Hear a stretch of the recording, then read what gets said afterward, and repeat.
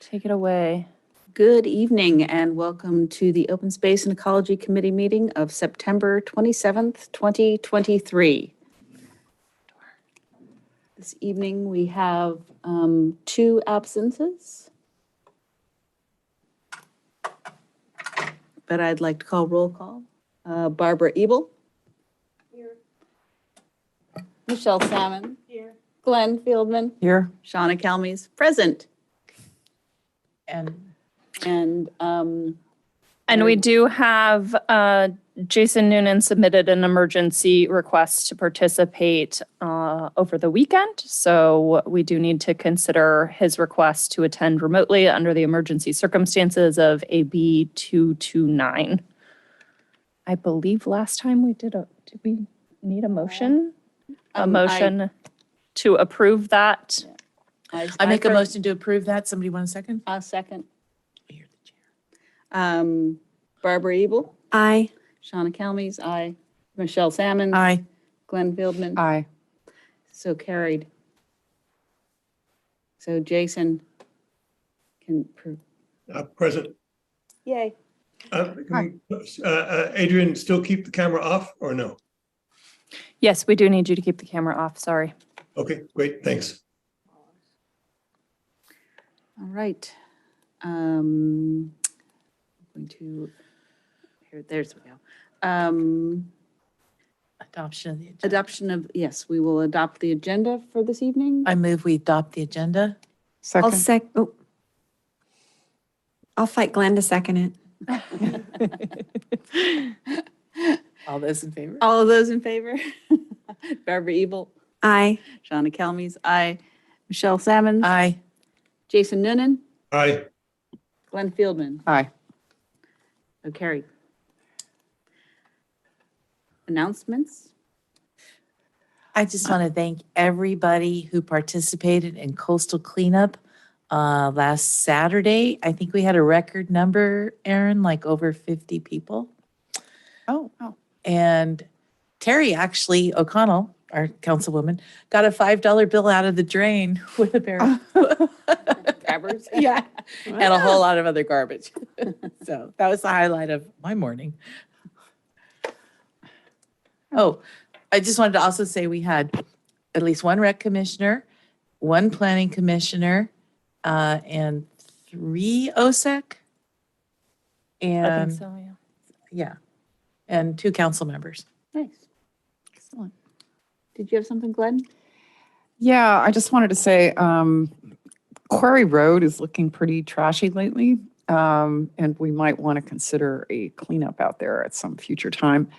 We also, it's hard to know where this is coming from, but there appears to be human waste deposited right along the roadway. There's lots of toilet paper out there, so it seems to be turning into an outdoor potty for persons unknown.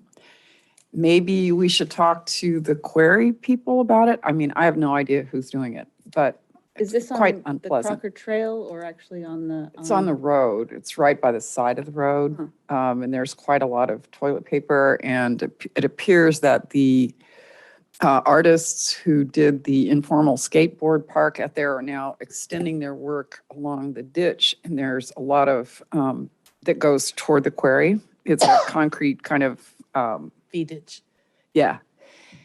And there's paint cans and some other debris back there. So we might want to consider a cleanup, although the prospect of people dealing with human waste makes me a little bit nervous, but I thought I should mention it.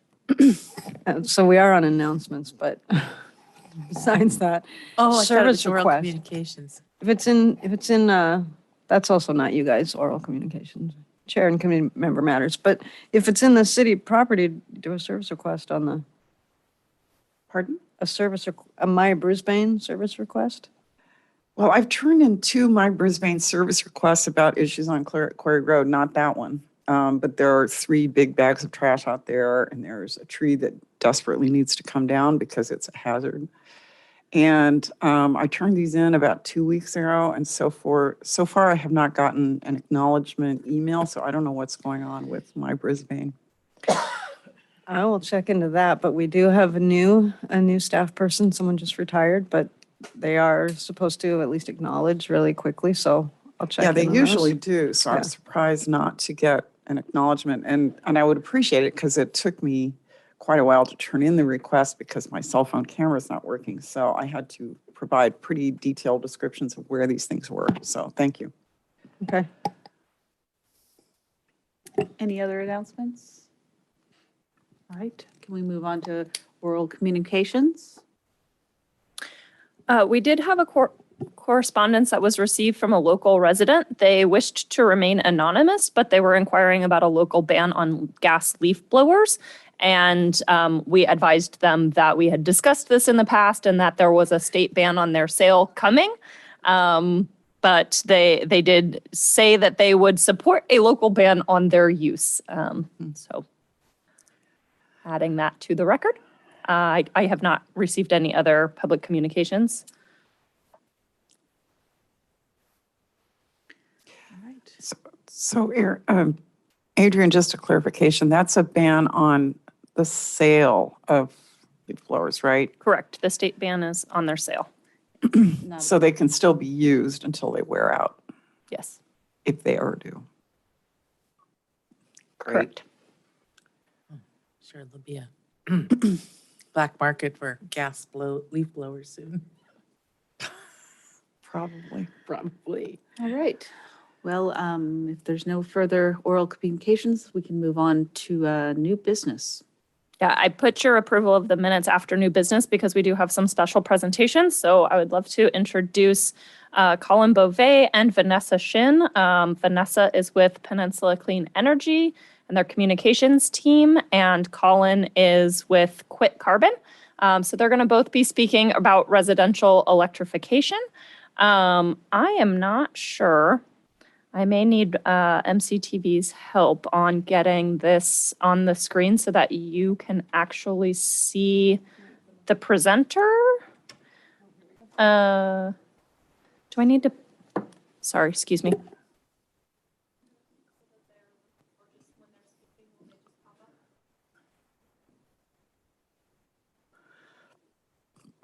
Yep, there they are. Great. That looks great. All right, thanks, guys. I think I won't provide too much more of an introduction besides to say that this came up because we had wanted to have some materials at Day in the Park about residential electrification. And Peninsula Clean Energy was not able to have a table of their own that day, but they offered to send us some materials. So we'll be receiving some materials, some of their brochures and handouts. So Vanessa is going to talk to you a little bit, provide some background, and I will have a follow-up document of additional talking points on those. And then meanwhile, I connected with QuitCarbon through the California Building Decarb listserv.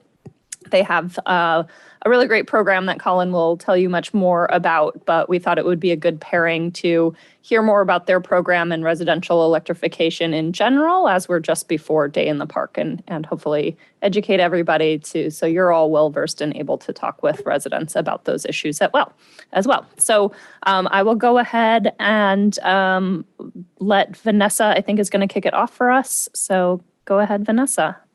And I do have your slides in the screen, in this deck. If you'd like to share your screen instead, I can let you have screen share if you'd like to do that.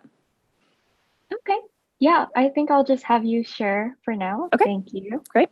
All right. Well, good evening, everyone. My name is Vanessa Shin. I am the Community Outreach Specialist, and I'm so grateful to be here today. And I look forward to also hearing from Colin about QuitCarbon. And so we can go to the next slide, please. And so as I was researching the committee, I was kind of struck by the breadth of the different topics that you all cover and all of the important work that you do in Brisbane. And so I'm really excited to share information about Peninsula Clean Energy and where your energy is coming from as it connects to so many different things like your climate action plan, local greenhouse gas emissions, and really the main takeaway that I want you all to have is that there is a lot of good news and progress that our community is making towards providing really clean electricity. And that because we have such a clean source of energy, that unlocks so many more opportunities to lower our greenhouse gas emissions. And not only do that, but improve our health as well. And so here at Peninsula Clean Energy, our vision is a sustainable world with clean energy for everyone. Next slide. And so I'll tell you a little bit more about who we are. We are a local public agency that provides clean energy at lower rates for all of the cities in San Mateo County. And so we were launched in 2016, really with the mission to reduce greenhouse gas emissions.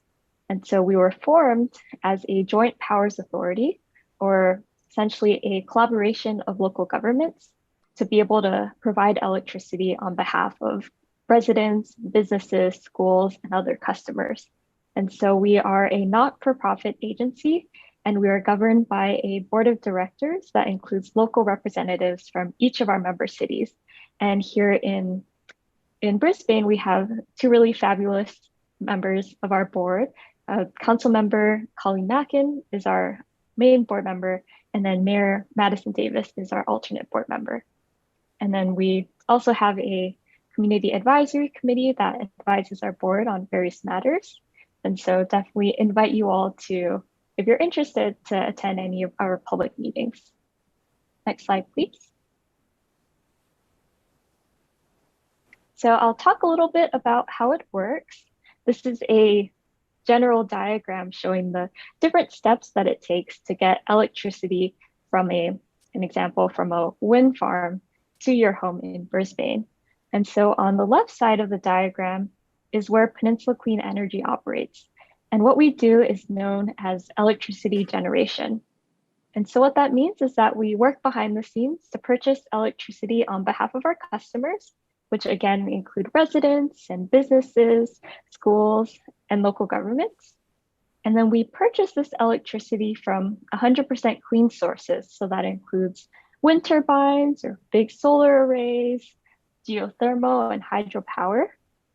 And then we also not only provide cleaner energy, but we also pass on a little bit of savings to our customers. And then PG&E will continue to deliver that electricity to you. So they will continue to maintain the poles and wires and the electricity grid and send you a bill.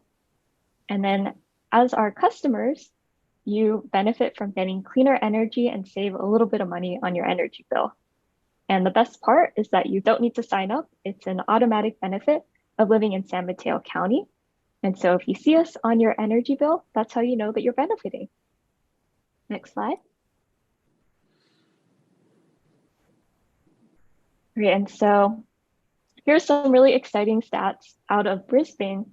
And so across all of our customers, we've saved our customers over $107 million in savings. And again, that's just the 5% discount on the electricity generation that you're receiving compared to what you would have paid PG&E.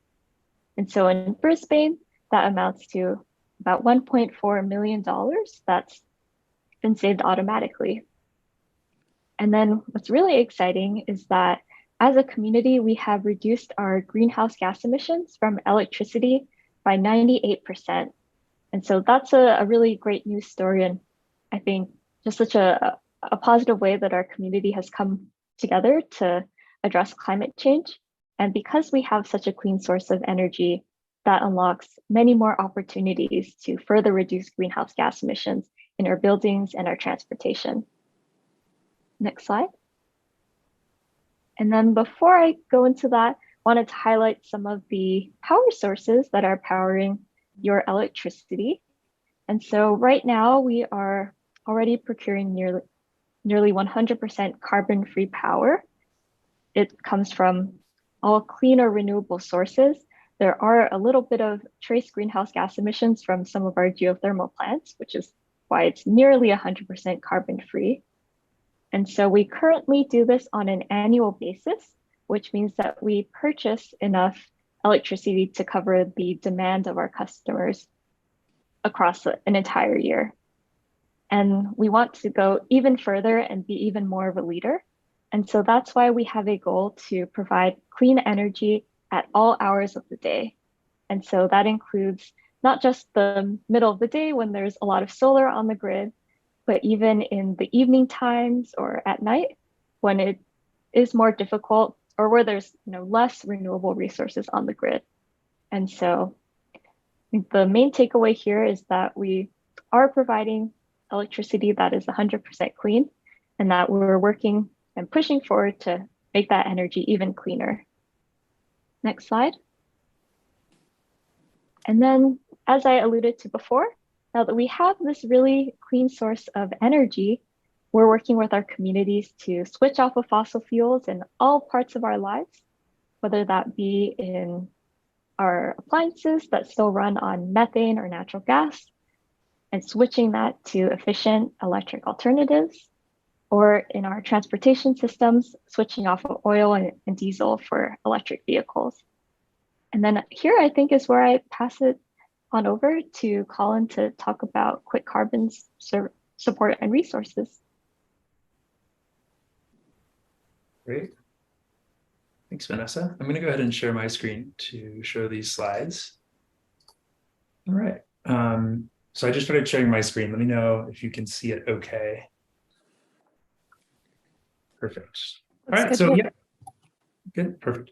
Yeah, I'm really excited to be here tonight. And I'm going to talk to you about how we can use our homes as one of the most powerful tools available to actually help combat climate change in our daily lives. So to start off, the climate crisis is here. Hopefully this is not news to the folks on this call, but the headlines are, it's in the news every day, different impacts of climate change, all these different systems that are struggling because of the impacts of climate change. And it's a really scary problem. It's really hard to figure out how we as individuals can take action and make an impact here. So today what I'm going to talk about is how transitioning our homes from fossil fuels to clean electricity is actually the #1 way that we can act as individuals, as homeowners, against climate change. So this is at a high level, the current situation, which is that our homes are part of the climate problem. So this is greenhouse gases in San Francisco. And you can see this big wedge over here on the left is from building operations. This is a really large part. Transportation is all the cars and vehicles, agriculture. You can see all these different categories, but building operations is one of the largest pieces of where carbon emissions are coming from. And within that, within the individual homes, our water heaters and furnaces are the largest contributors to our greenhouse gas emissions inside our homes. So you can see water heating is 60% of your greenhouse gas emissions, space heating is 32%. And I think this chart really surprises people because we don't really think about our water heaters very much, but they are a huge factor. And so, just to drill down here even a little further, it's not just an issue of the climate crisis, it's also about air quality in our homes. So gas appliances in the Bay Area actually generate more nitrous oxide pollution than all the region's passenger cars. We've done a pretty good job of cleaning up passenger cars and regulating power plants, but inside our homes, we haven't done much to address this problem. We generate 4 times more nitrous oxide pollution inside our homes than the state's gas power plants. So just to give you a sense of how bad this problem is, it's pretty severe. It's a lot more than people think. And the impacts of this are pretty wide-ranging and very serious, especially with gas stoves in our homes. When we cook with gas, they produce pollutants that increase the risks of asthma, respiratory illnesses, and other diseases. In fact, up to 42% higher chance for kids living in homes with gas stoves to develop asthma symptoms. And this research has been around for a long time, but it's getting into the news a lot more now, thankfully. The story is really getting out there, and so people are more aware of this. So that's a lot. It's a lot of problems. And what I want to talk about today is just like a little bit about what we can actually do about this. What does it look like on an individual basis to transition our homes from fossil fuels over to clean electric appliances? So this is what it means if you look at your home overall. This is the overview of what we talk about when we say home electrification. So purchasing renewable energy, clean electricity coming in from the folks like PCE is a huge part of it, but also the appliances within your home. So your cooking, your space heating, your clothes dryer, your water heater, EV charger, those are all the components. All the systems that make up your home should all become electric. And just to show you some visuals here, this is a gas water heater, and this is a heat pump water heater. Heat pump water heaters are about 3 times more efficient than the most efficient gas water heaters. So they use just a tiny bit of electricity to heat your water, and they do it really effectively. Instead of gas furnaces where you're burning fossil fuels inside your home to create heat, you use a heat pump furnace. Instead of a gas stove, which releases benzene and all those other nasty chemicals, you switch to an all-electric induction stove. And induction is actually, a lot of people are familiar with electric cooktops, where there's a coil that heats up and gets really hot. These are different, and we like them a lot more. They use magnets to heat up the pan directly. And so the cooktop surface itself doesn't get hot, and they're really responsive and fun to cook with. They boil water way faster than gas stoves. So it's actually a pretty cool upgrade to switch to induction for cooking. And then, of course, there's lots more components of this as well. So you've got your clothes dryer, which might be gas, your fireplace. There's some really cool electric fireplaces now on the market. Of course, EV chargers. So basically all the appliances inside your house that burn gas today can be electrified. But you might notice I haven't really talked about rooftop solar and batteries so far. And that's typically what people do think about when they think about upgrading and improving their home and being environmentally friendly. So let me just return to this chart that I showed you earlier here with San Francisco's greenhouse gas emissions. What you see is that electricity in San Francisco is only 3% of this whole pie. And then this building operations, the natural gas, is 35%. So if everyone got solar on their homes and generated all their electricity from that solar, this 3% might shrink a little bit, but this 35% natural gas wedge would stay the same because we're still burning as much natural gas using our appliances. And so this is why we think solar can be great, and it can be a cost-saving measure. But in California, our grid is already clean enough that it's not the best step that you can take for decarbonization. And that's why the most important thing is decarbonizing these other appliances within your home. So what does this actually look like if you want to electrify? Because it's sort of a complicated process. There are big decisions that you have to make.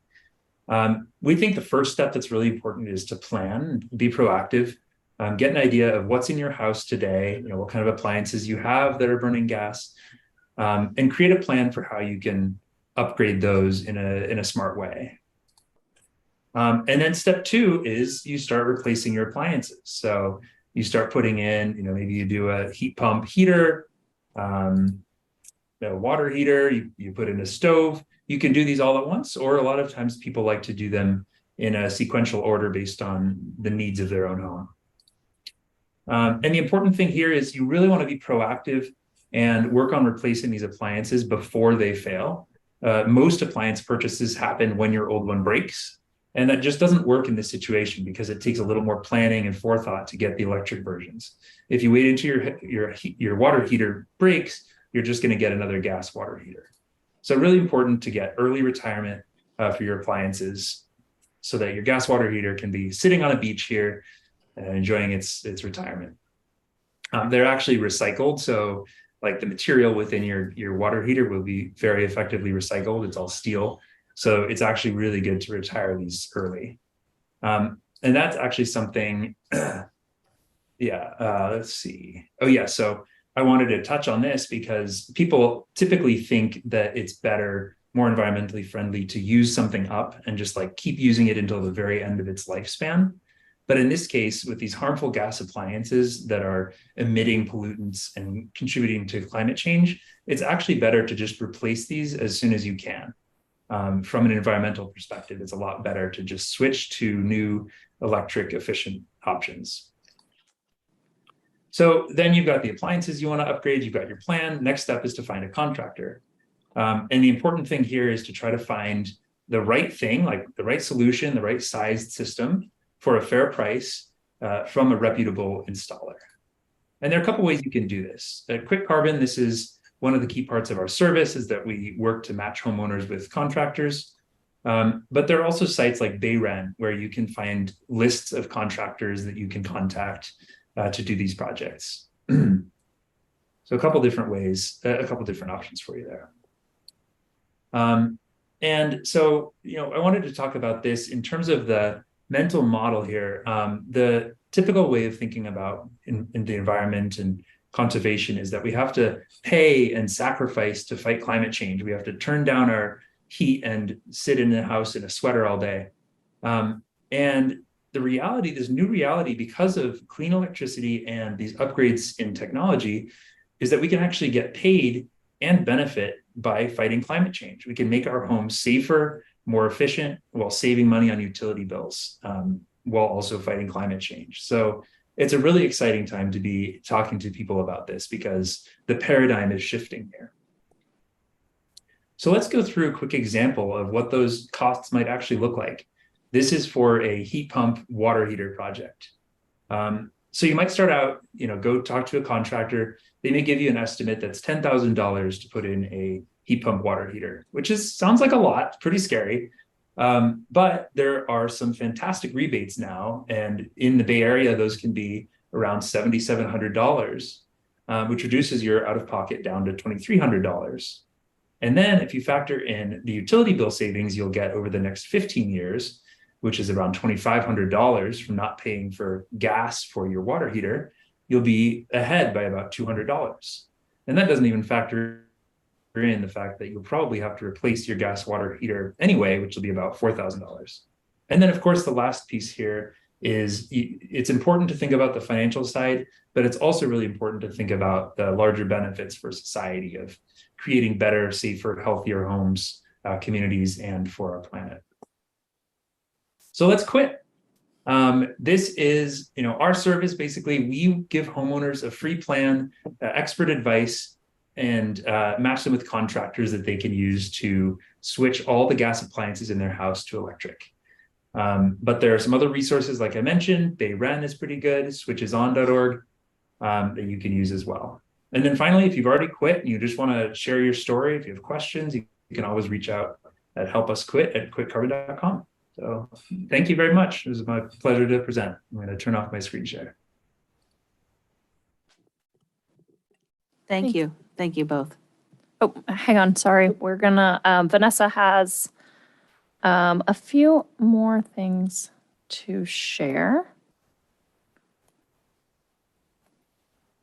Great, thank you. And yeah, thanks so much, Colin, for that great overview. I'm so glad you touched on the health benefits of going all electric, as well as why I feel really excited to be in this field, is that there are so many benefits. And I really like what you said about that shifting paradigm and mindset around climate action, because it's, so many new innovations and ways that we can make our homes safer and healthier and more comfortable too. So on the topic of rebates, next slide, please. I'm going to highlight some of the programs that Peninsula Clean Energy offers for our residents here in San Mateo County. And so here's some of the rebates. You'll see similar appliances to the ones that Colin mentioned.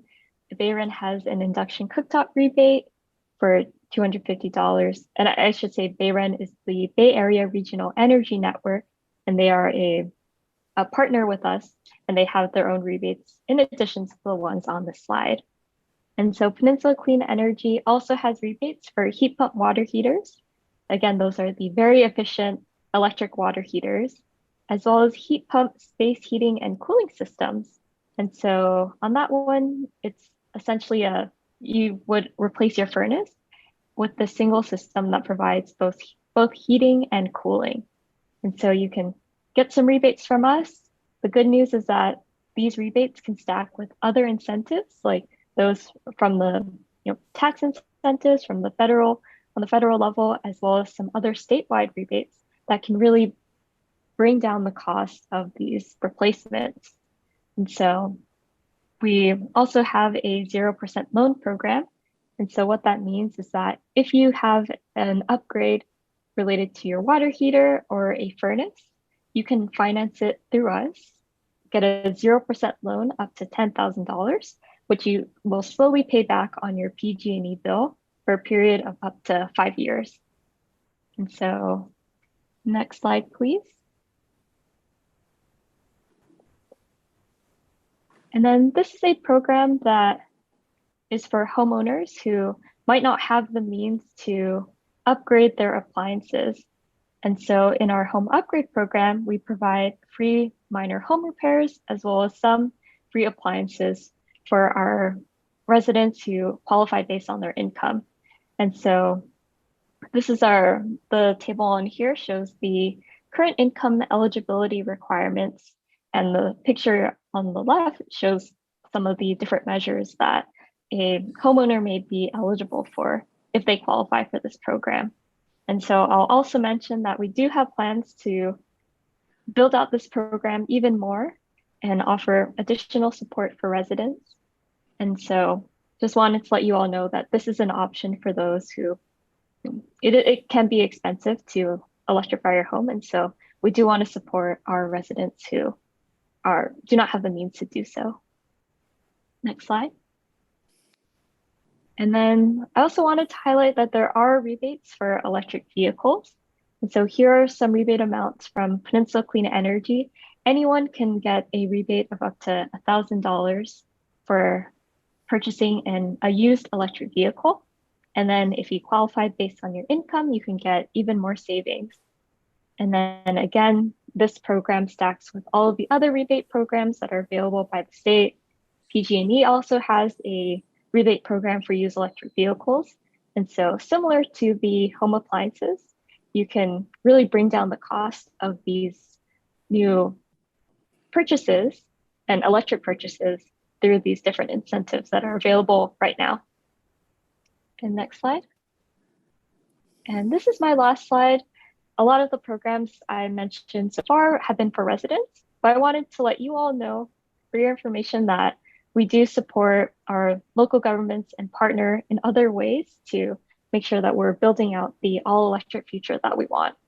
And so one of our amazing programs is partnering with local governments as well as multifamily properties and businesses and other public spaces to install electric vehicle chargers and really build out that infrastructure so that our residents feel comfortable and confident when they make the switch to an EV. And so in Brisbane, we partnered to install, or we're planning to install almost 50 new EV chargers here in Brisbane. We also support our local governments with electrifying their fleets. We provide support and free technical assistance for electrifying new or existing buildings for property owners. And then also not on this slide is a partnership to help install solar as well as solar and storage systems. And so we have a great project with Brisbane at the Mission Blue Center. And I'm sure Adrian will highlight an upcoming event to celebrate our amazing partnership on that front. And then with that, I think that's my last slide. So I'm happy to take any questions and want to thank you all so much for your time and interest. Thank you so much, Vanessa and Colin. Questions? I have Go ahead. one. Yeah, go ahead.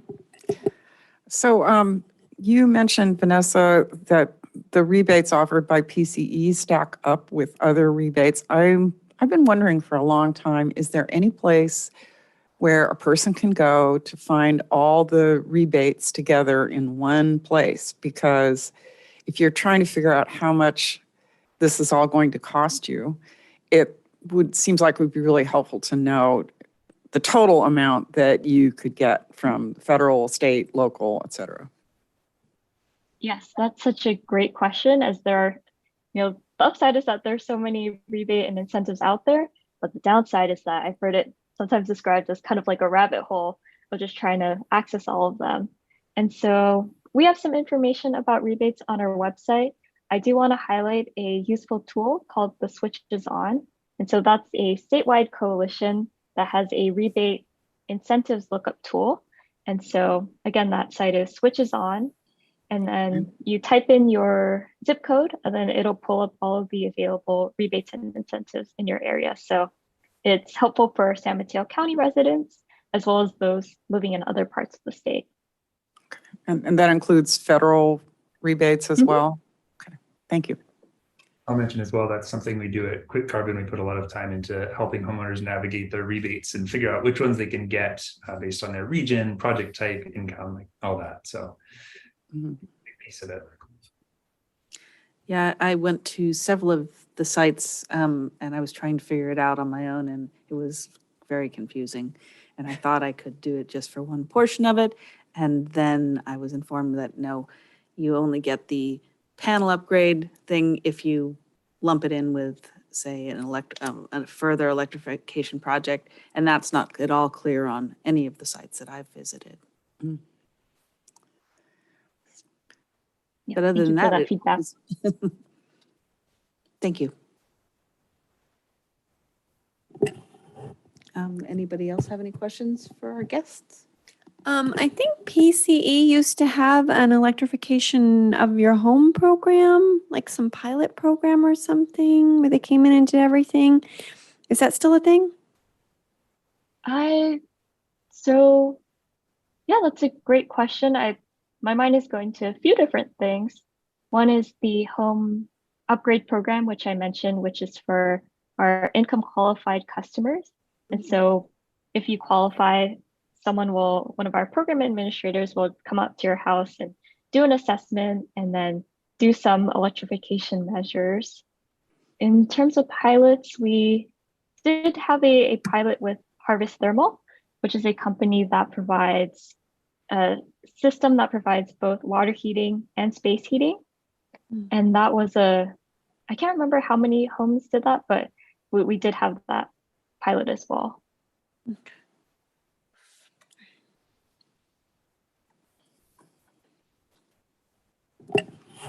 Any other questions?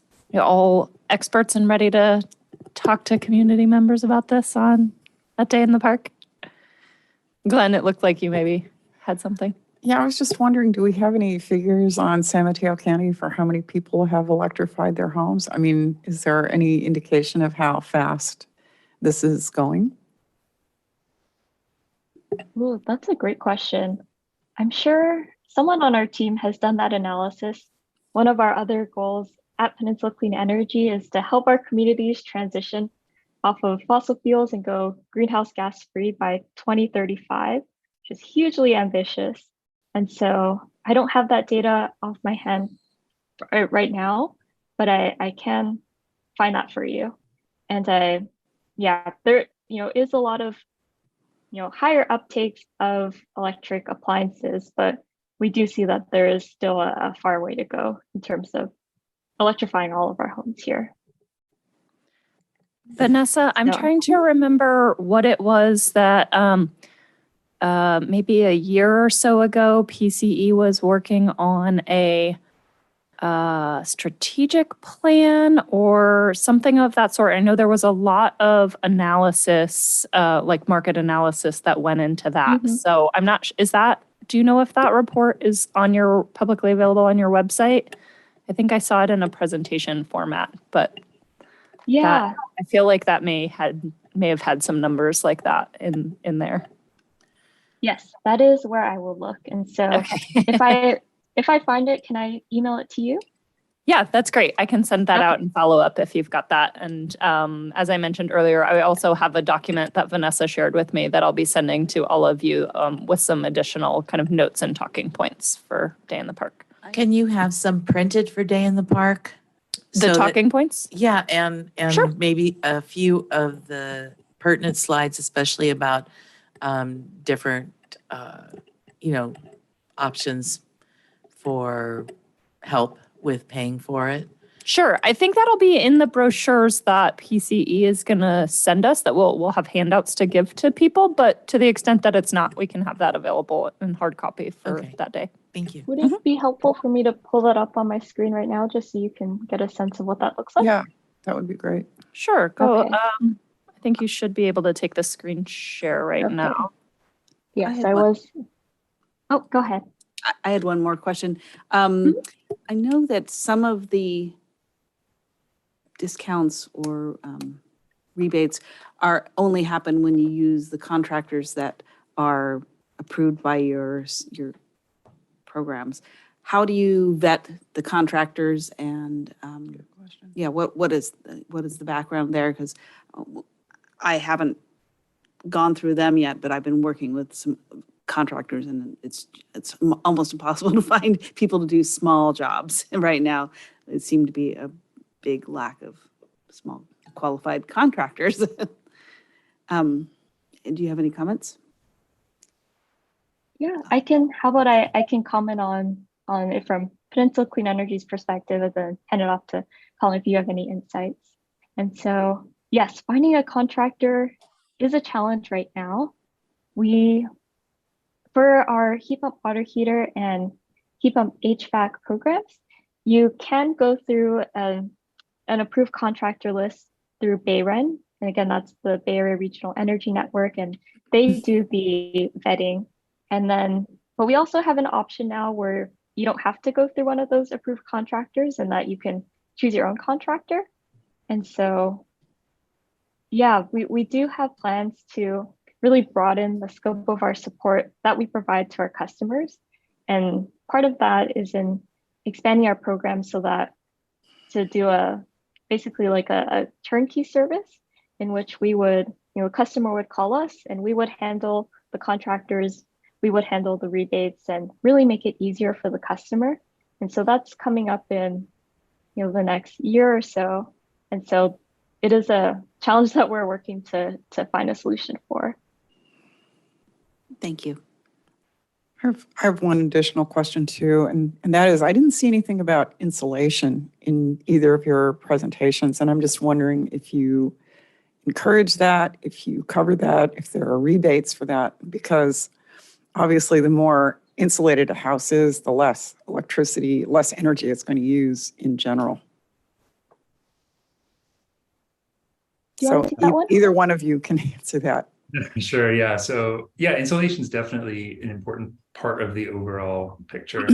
And there can be rebates for that type of general home improvement, project, home envelope, things like that.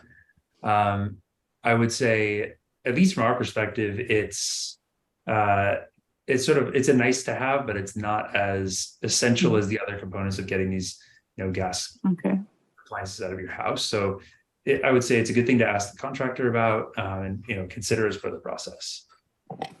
Can I say something? I'm trying to do heat pump water heaters where I live and through BayREN, and I know that they have roof insulation rebates. Okay. Thank you. Yeah. And then in addition to the BayREN rebates, our 0% loan program, one of the other qualifying measures for getting that loan could include energy efficiency measures like insulation. Okay. And so that's yeah, great question. Yeah, I will generally say efficiency first is a great option. There's fewer rebates for some of those kinds of things now than I think there used to be, but it's definitely good from a kind of cost effectiveness and comfort level. It can make a big difference in certain homes. Maybe less so around here than in more climates with more extremes, but I would still say it's important to keep that in mind as well. And then I don't know, I feel like there was a question or so ago that Colin, I wasn't sure if you wanted to weigh in on at all. I think it was about contractors. Yeah. Yes, that's right. Thank you. Yeah. No, I was just going to say as well that the contractors piece is difficult, especially because a lot of contractors aren't doing these types of projects yet. They're not really aware. Like most standard HVAC contractors are not doing heat pumps at this point. We definitely hope they will in the future. But yeah, we have someone on our team who's our contractor matchmaker, who's basically just constantly trying to find the best contractors for different types of projects. And one thing we found there that's actually been pretty effective is organizing group buys. So if you have a bunch of homeowners who want to do the same type of project, they could all go in together and pool that into a project with a contractor. We facilitate that process and saves the homeowner a little bit more money and also makes it sort of easier for the contractor to manage in order of 20 of the same type of project rather than just one-offs. So some benefits of scaling there, but definitely hear you on the challenge of contractors. Colin, are you doing any contractor training? That might really help a lot. Yeah, so we haven't done that to date as a formal program, but we do a fair amount of coaching and advising our contractors, especially the ones who are less seasoned with this stuff. And we also review all the bids that any homeowner gets through contractors, so that we make sure that the actual work that they're quoting is the right work and a fair price and all that. So we're working that way, and probably eventually we will have a more built out program of actual training for contractors. Yeah. I don't know, Vanessa, if you had anything to add on the contractor training. I know that there are some really big programs coming through the Federal Inflation Reduction Act and some other, I think there may be some statewide programs as well specific to contractor training. So I expect there's going to be a lot of effort on that front in the next, year or so. But a lot of that is still kind of working through the machinations to get that money rolling out. And I think Bayren is also doing contractor trainings.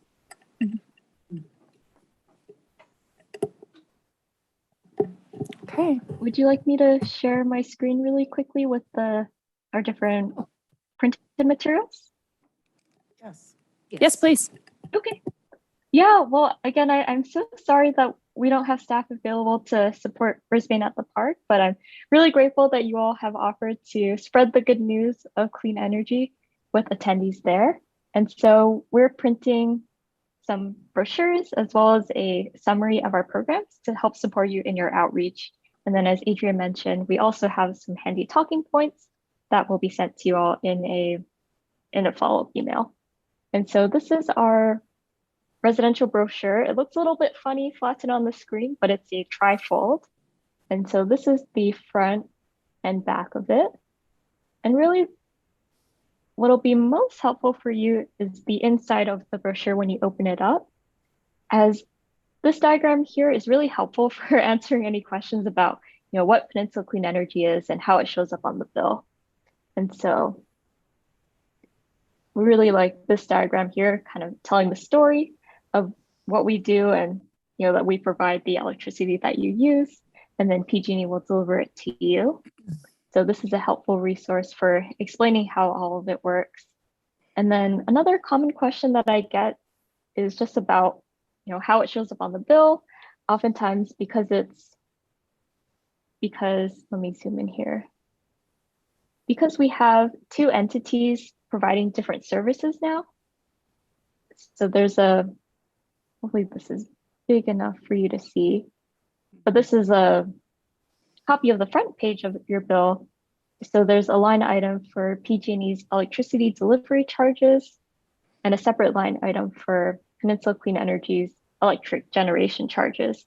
And so before Peninsula Clean Energy, this used to be just one line item on your bill for electricity.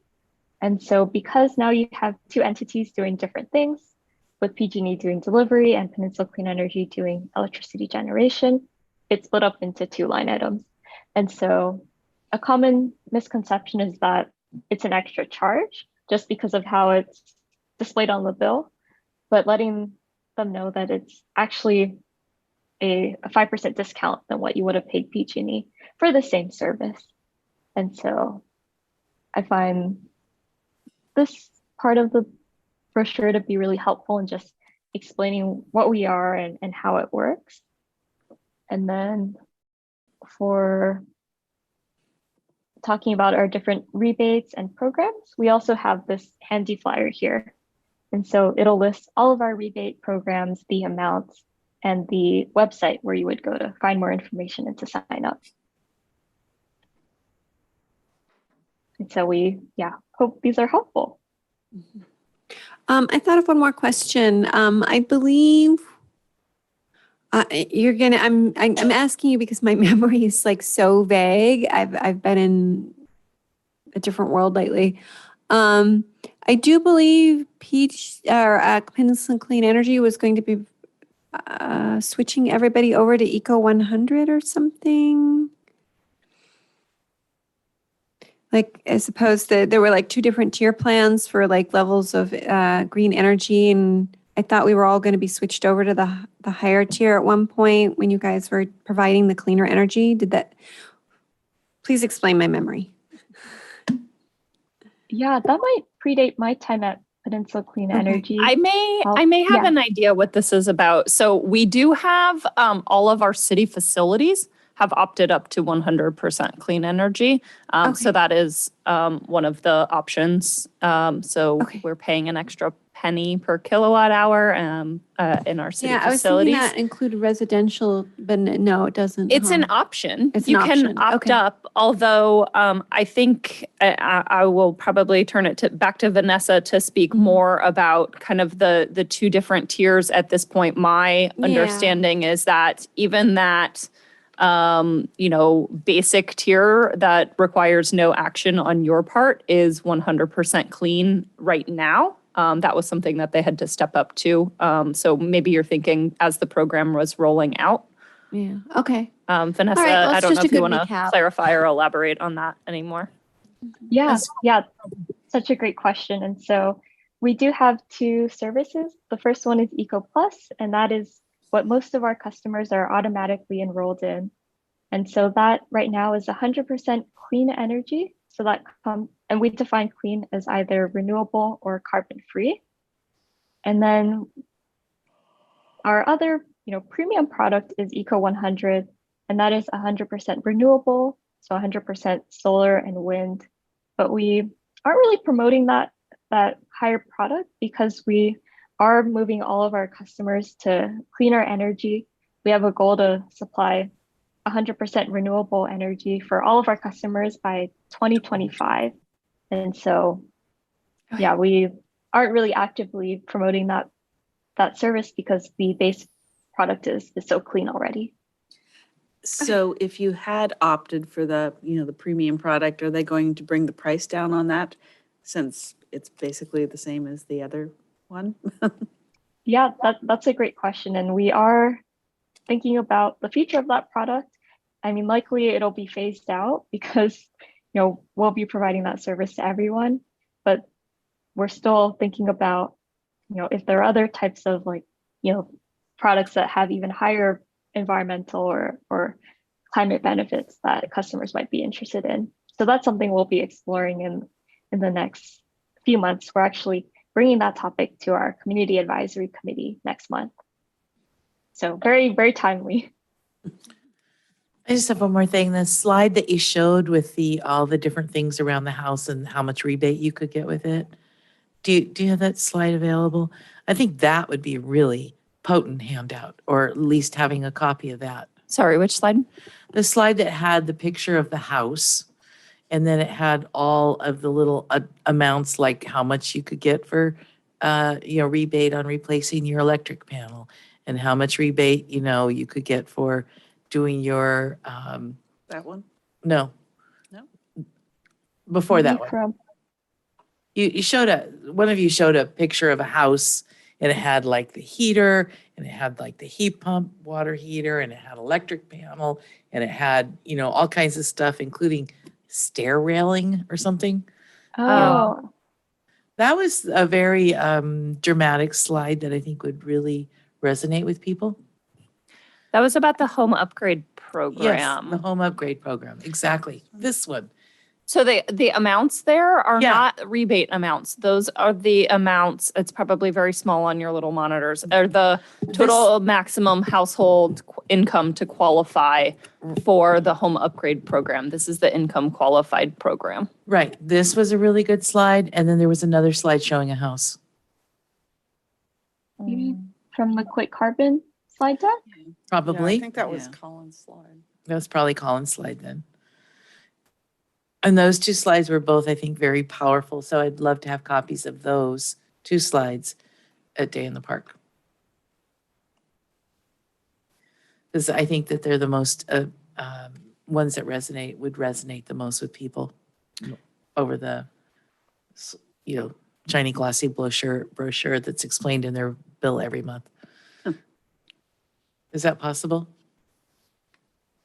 Well, I just remember seeing the electric don't know panel why this is not rebate, allowing me $10,000 or something to. like that. I forget what it was. So we have, I'm trying to see if I can quickly find it on our website, and for some reason it's not letting me access one of the pages where I thought it was. Well, if you have the presentations that Vanessa and Colin I have presented- something else that I would like to. We had actually at Day in the Park last year.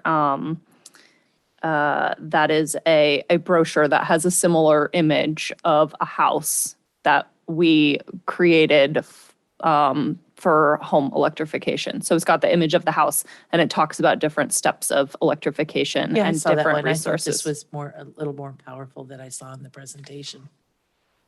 Okay. But that's okay. Never mind. Let's go on. We've got a lot of stuff still to cover. It's just hard to explain these things to people when you're standing there, and having a really clear illustration like that was, I thought, a really good talking point tool. It sounds like we are ready to move on. So I want to take a minute again to thank Vanessa and Colin for joining us tonight. Really That's really good. appreciate your time and Thank you very much. presentations. Thank you. Thank you. Yeah, it was a pleasure. Thank you. Look forward to continuing to collaborate.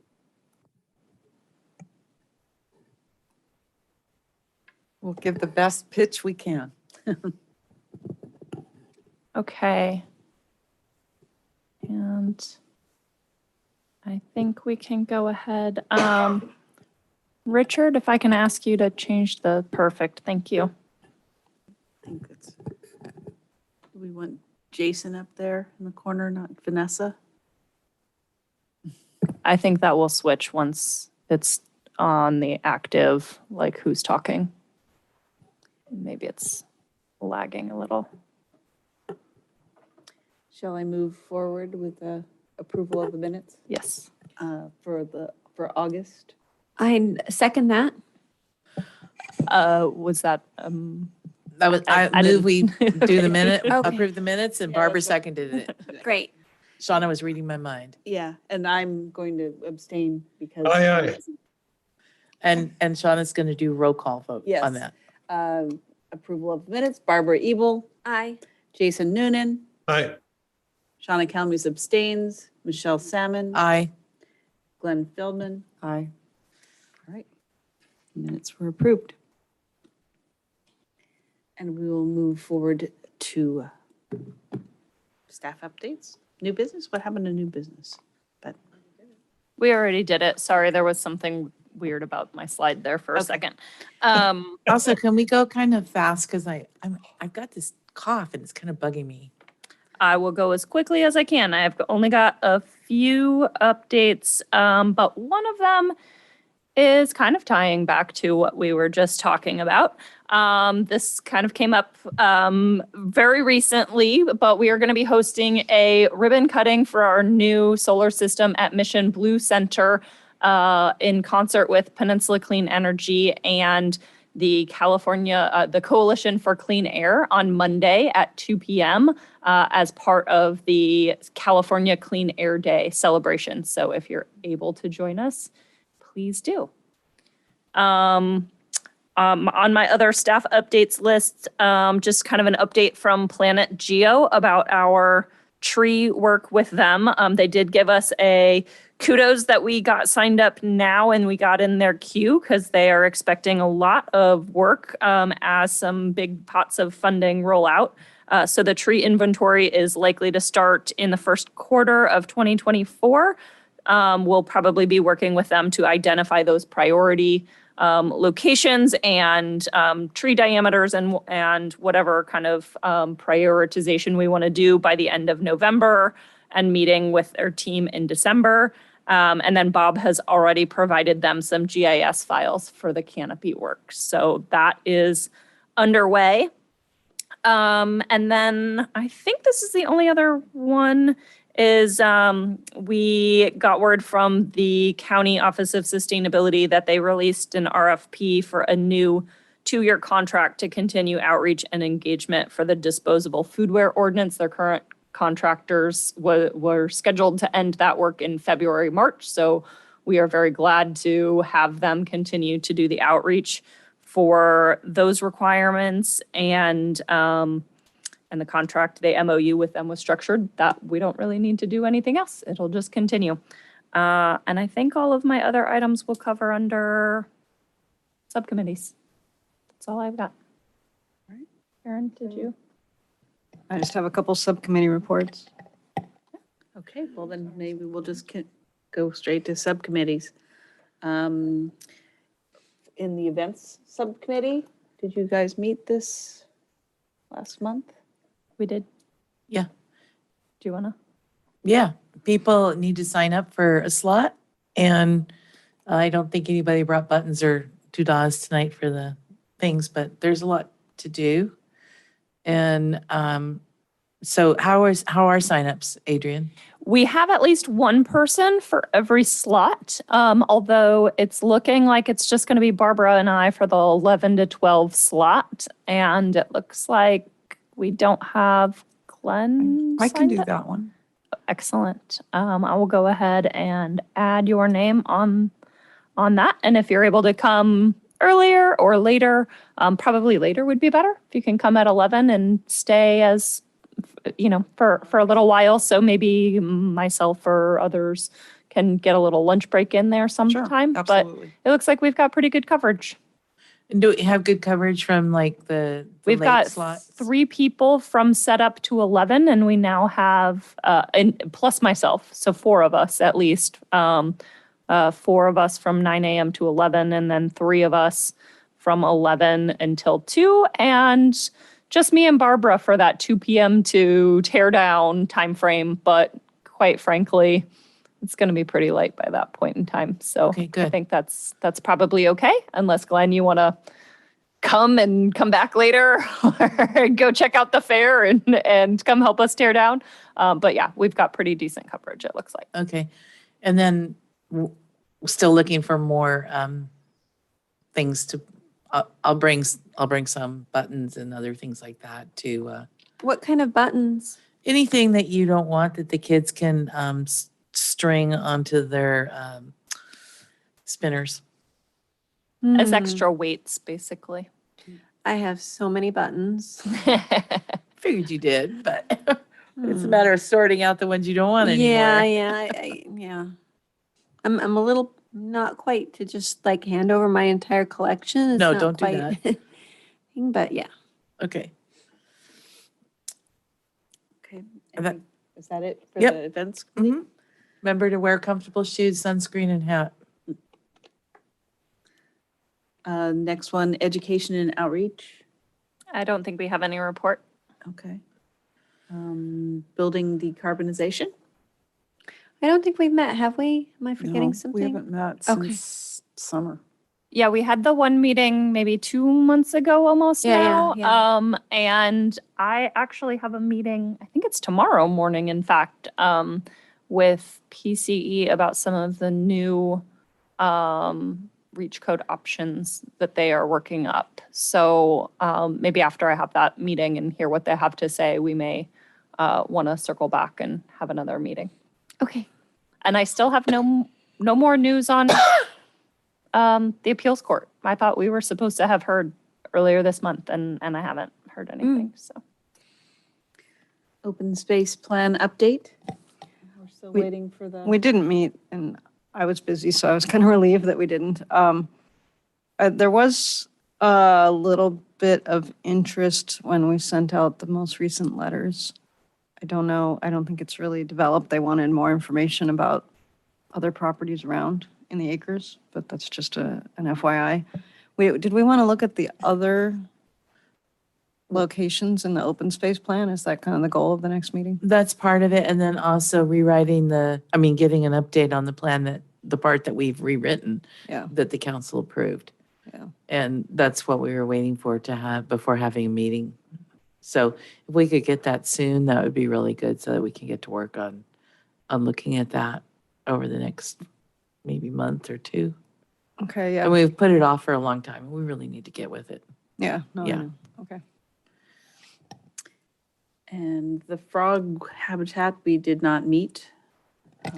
Yeah, I sent the report out to everybody, Yeah. as you guys requested at the last meeting. So I think I should check in with Clay about making contact with that property owner, because that was kind of the step, was to get their agreement to do what we wanted to do in the lined part of the channel, at least, that they own part of.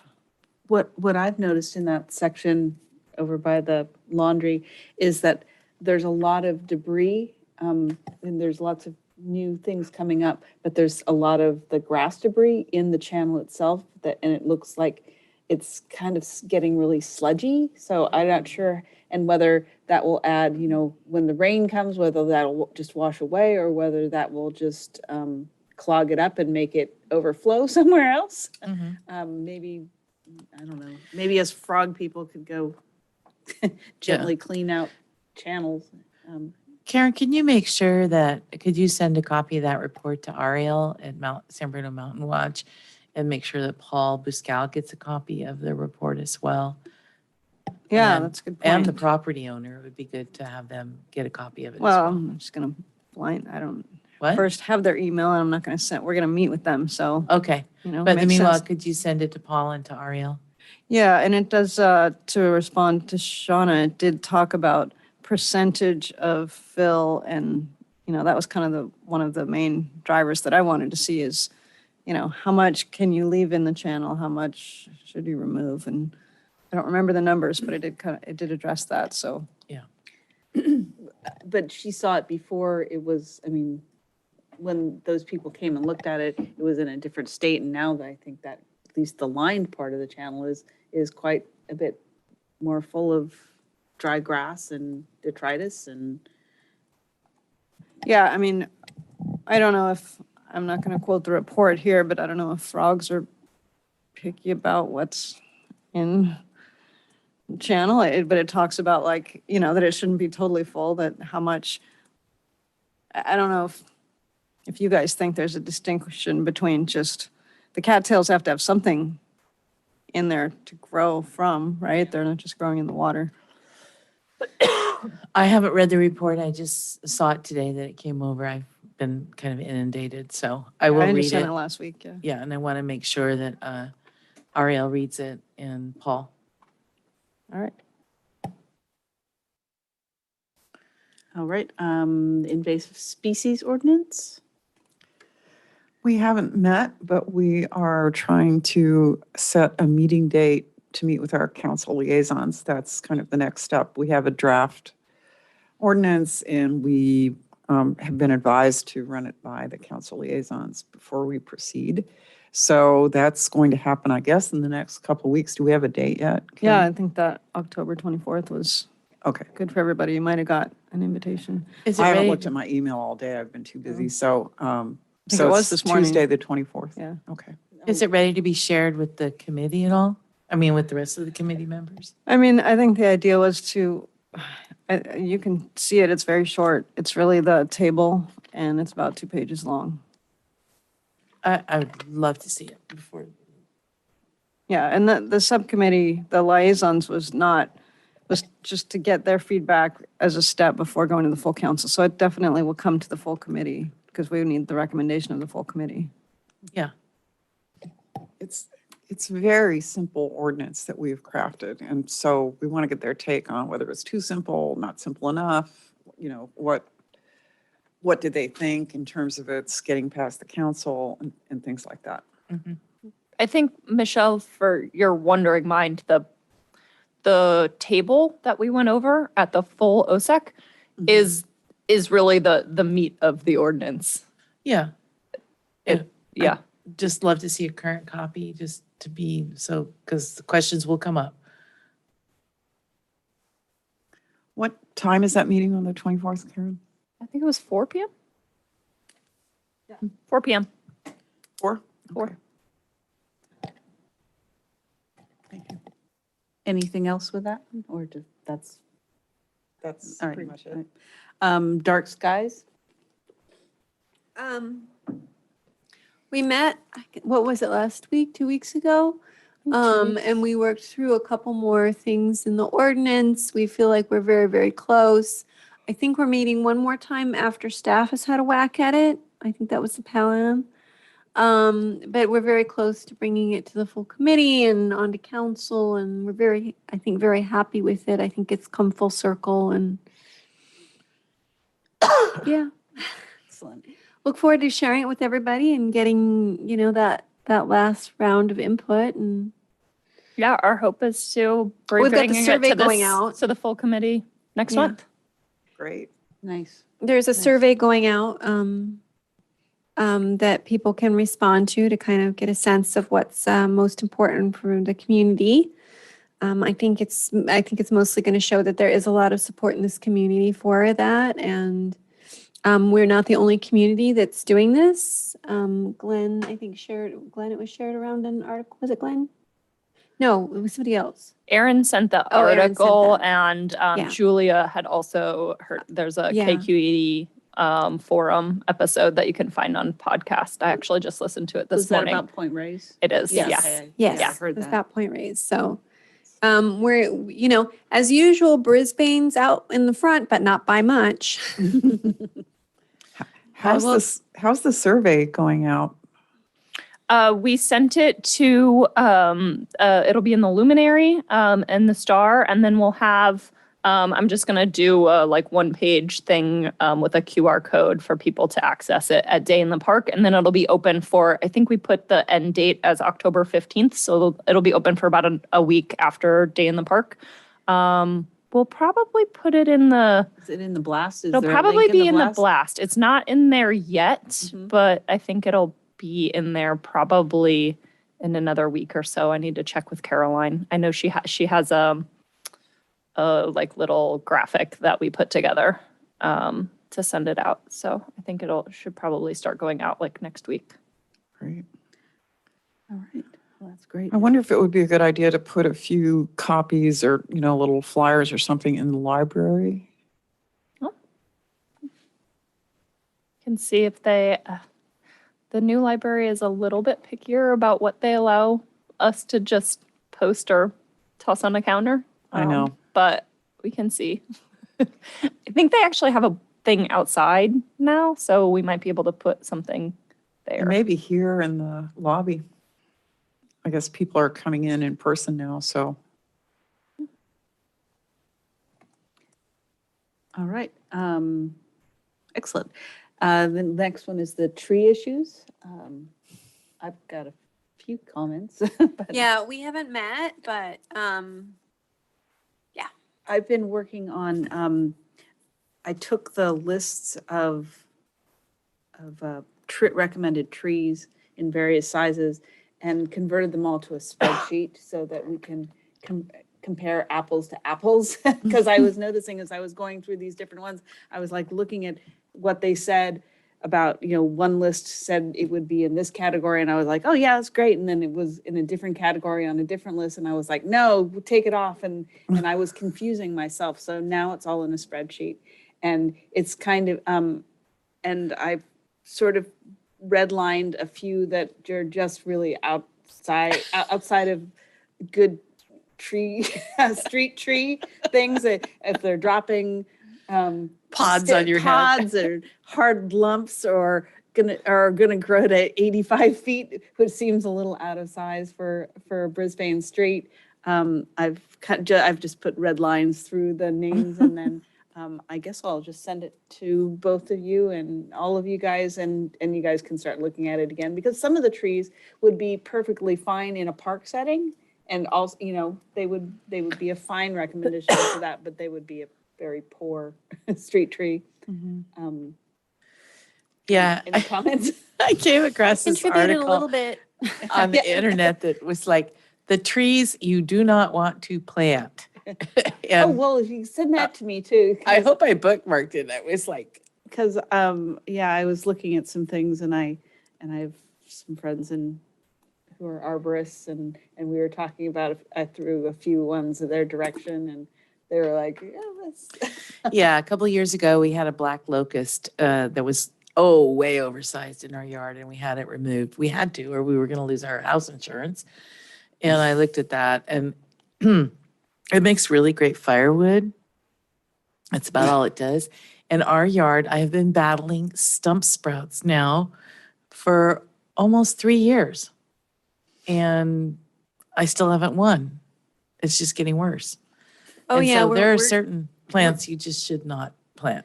We're still fighting with the black walnut that we took out like 15 years ago. Yeah, yeah. Well, my Yeah, whole I yard have is a filled with black- these thorns of, I have a black walnut. I actually have two, and they're ankle breakers. I mean, Yeah. step on one on the sidewalk and you go to the hospital, basically. yeah. So, thank you, Shauna. Certainly. The other thing that I did is I went and talked to one of my instructors, and he gave me his list of really simple pruning instructions for trees, because, we were talking about how much, how people are going to do that. And it's like the 3 C's, the 3 D's, the 3 S's. And what we need to do is find a nice graphic to do this. There are good idea. graphics available, but they are licensed graphics. I just need to find something that's open use, and we could, throw it out with the, maybe if you go out with, when is the cleanup happening? It's usually like second week in November. First weekend in November, I believe I'm it's the gonna start 4th and pruning 5th. I think too, I have it on your hard. calendar item slide. Yeah. Do you have that? What? His Yeah. Well, yeah. can maybe we can print some for Day in the Park? Oh, yeah, sure. That'd be I'll- great. I'll do that. Yeah. Yes. Okay. That's all I have to say about trees, so I'm sort of trucking Okay. along and. Yeah, I trying to hate it get when I done. hear I keep seeing them disappear. And we're just gonna Okay. reprint the one that we ran last year for this year. That That little there was tree- something that was going to be updated on well, the back? Is the that, tree list is, okay, I so think is, still not ready, so we'll just go with the version from last year? Okay. yeah, I mean, Shall we move on to chair and committee matters? sure. I assume that means no updates on any of the Baylands specific plan subcommittees. Don't think- Oh, except the fantastic article that was in the Chronicle. I saw that. A friend of mine sent it to me. And I was like, Really? the San Francisco project. Oh, but they Yeah, and it's counted the gonna house, meet- 80, they counted all the housing. I know. Yeah, and I it's know. going to meet their arena numbers, not ours. It was just a little. It wasn't It was the very most, wonky. it was a little bit misleading of an article. Mhm. My friend and I had a good chuckle about misleading media articles. Yeah. It's not the first one that J.K. Deneen has misled the public with.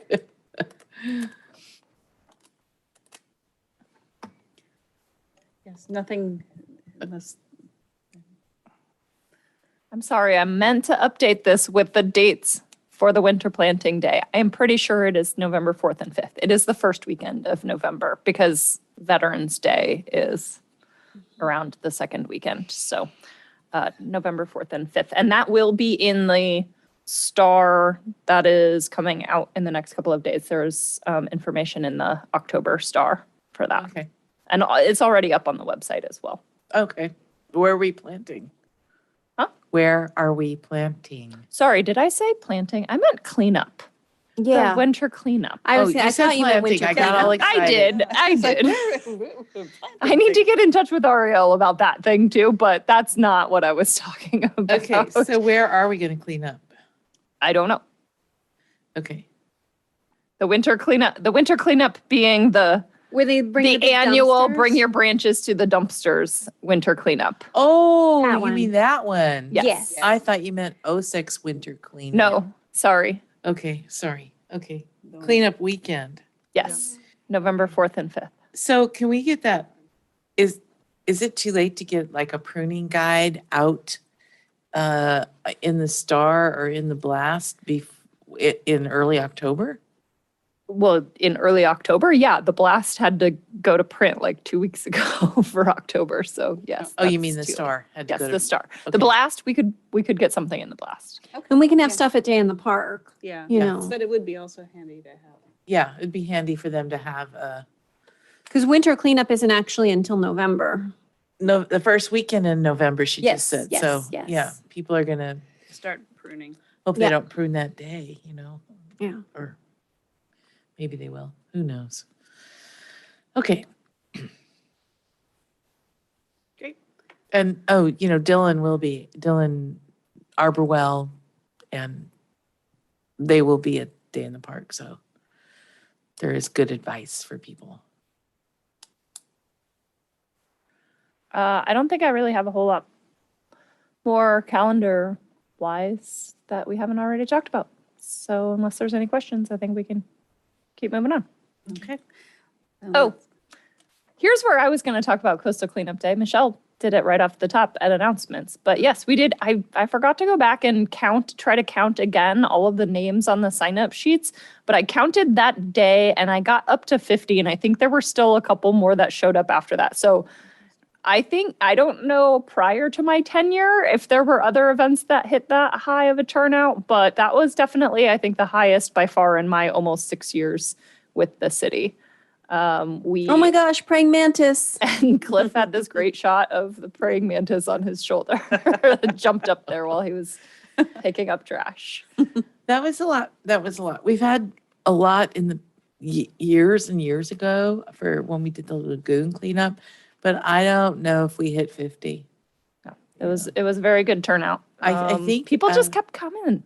I know, and I really think that having the regatta day at the same time and having, a food coupon to go to the regatta really worked out well. Thank you for, Yeah. making We did that have some happen. people who left early who didn't, they were like, oh, we're just going home. They didn't Well, take a coupon. I left early, so, but, I had a free, yeah. I had to so- anyway. Felt a little bad. They were leaving empty-handed. But yeah, it was good. And then I did want to give a shout out to Kimberly, last name I don't remember off the top of my head. I should have checked it in my email before we got here, but who teaches some of the STEM classes at Lipman, 8th grade, encouraged her students to come out. So there were quite a number of youth and their families there, which is probably a big contributor to how we had that kind of really stellar turnout. But That was great. it was a very nice day. Yeah. I lied. I had one more thing. The electric home tour. Did we talk about? We didn't mention this during the presentations, but there is an electric home tour. There is at least one home in Brisbane, and if you have an all-electric home and you would like to show it off, you can also sign up to be part of the tour, October 14th. From here all the way down to, I think, like Morgan Hill or something. So a lot of it is centered more around kind of northern Santa Clara County, southern San Mateo County. But there are a few homes up in Brisbane and South City. So if you want to see them firsthand and talk to homeowners, there's your chance. There's my plug.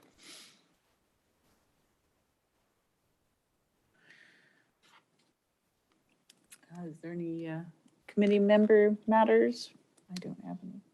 I'm not the chair. Oops. Nope. Possession is 9/10 of the rule. And our next meeting is? Our next meeting is October 25th, but this is where I wanted to take the opportunity to talk about the meetings after that, because our November meeting is the day before Thanksgiving, and our December meeting would be the 27th. And I'm not going to be in town for either of those dates, and I kind of figure a lot of people wouldn't really love to meet on them anyway. So I wanted to float Wednesday, December 13th as a possible alternative. The Park and Rec Commission is not going to be meeting, so that looks to be probably one of our only Wednesday options for that kind of November, December timeframe. We typically, in the past couple of years at least, have done just one meeting for the 2 months. So that's my proposed alternative if it works for critical mass of folks. But we are missing some folks here, so we may need to. Sounded good to me. And if you hadn't already done so, I was going to remind the group that we skipped one of the two. So Yeah. that would be good. It works in my calendar, so. Works for me. Yeah. Yep. That. Okay, great. Sounds like we probably have critical mass. I will check with our chair. Hopefully she will be able to make it, but And then in January, we go back to January, I don't know that is it the 4th or 3rd Wednesday? we are the 4th. That would be January 24th. Sure. Sounds right. Yep, I'm looking at my handy dandy calendar. Okay. Okay.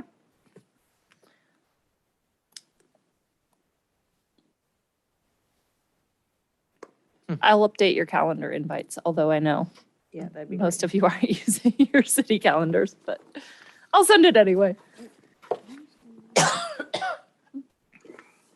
All right, well, with that, I believe we are adjourned for the evening. Okay. Ching ching. Motion? No. No. No motion needed.